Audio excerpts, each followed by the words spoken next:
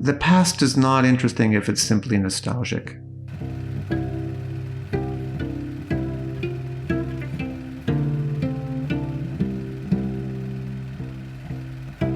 What is property rights? Everybody has a different view of properties. One lawyer said to me, I don't understand why you're calling it property rights, because that's such a strict, narrow legal term. But in fact, it's not. It's really stretchable.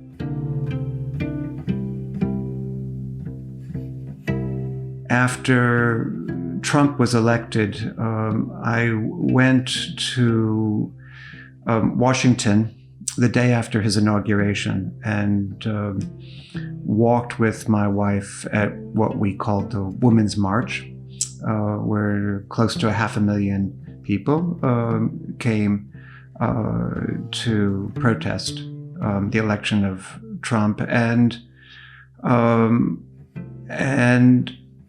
it got under my skin.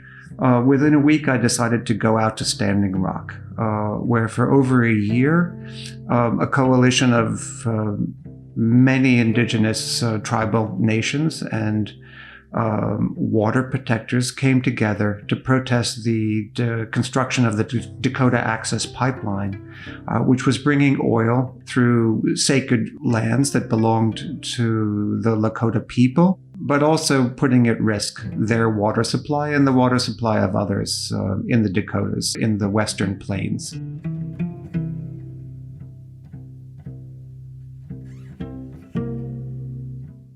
The concept of ownership is, I think, pretty fundamental to this project because American Indians don't believe in the concept of ownership, although they have been in kind of prolonged battle with the United States over land rights since treaties were signed in the 19th century.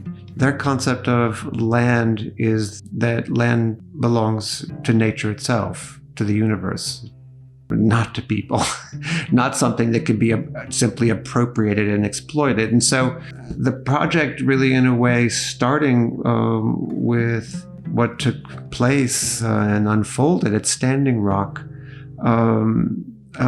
made me think hard about the very concept of land ownership and ownership, period. I mean, in America, we have very strong kind of cultural notions of ownership, and that in some places play out forcefully. It's a very loaded subject, but certainly the subject of ownership is one that is very tied in to the concept of property rights. So after Standing Rock, I photographed a resistance action in Lancaster County, Pennsylvania, that was similar because it was also about a pipeline that was passing through this bucolic landscape.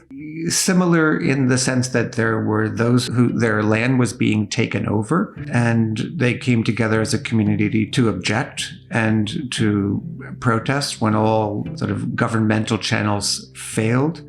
But this had nothing to do with an indigenous population. These were white middle-class people like myself who organized because they felt violated and they wanted to protect what they had. But they were also interested in being stewards of the land in the same way that the American Indians, the indigenous people that I got to know and listen to at Standing Rock, felt strongly about. It wasn't about just for themselves. It was for those that they did not know it was for future generations that they felt that they needed. That was their responsibility, their role. So in the beginning, property rights was very much about this conflict between industry and community.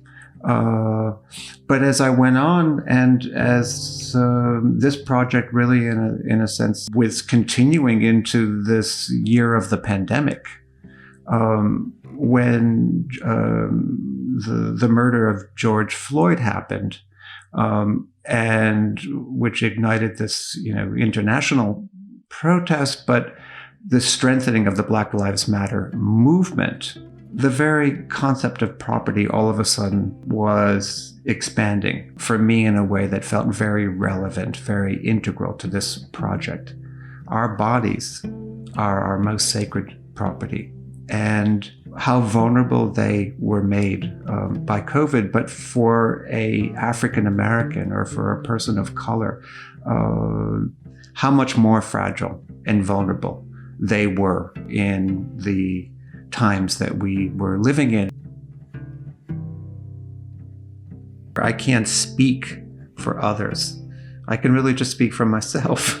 And it was important, I think, to bring those voices into this dialogue. There were things that got spoken and expressed in the interviews that are not in my pictures. And I felt strongly that drawing on the interviews as a counterpart, as a way to expand the storytelling and the reach of this project was important. It wasn't comprehensive. This isn't an academic way of working. It's completely idiosyncratic. Who I choose to get to know, how I get to meet people, who I choose to interview, how even the interviews get edited.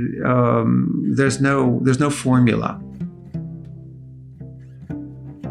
I think what's really important is to understand and to give credence to the importance of wilderness, because we're getting so far away from what we started with.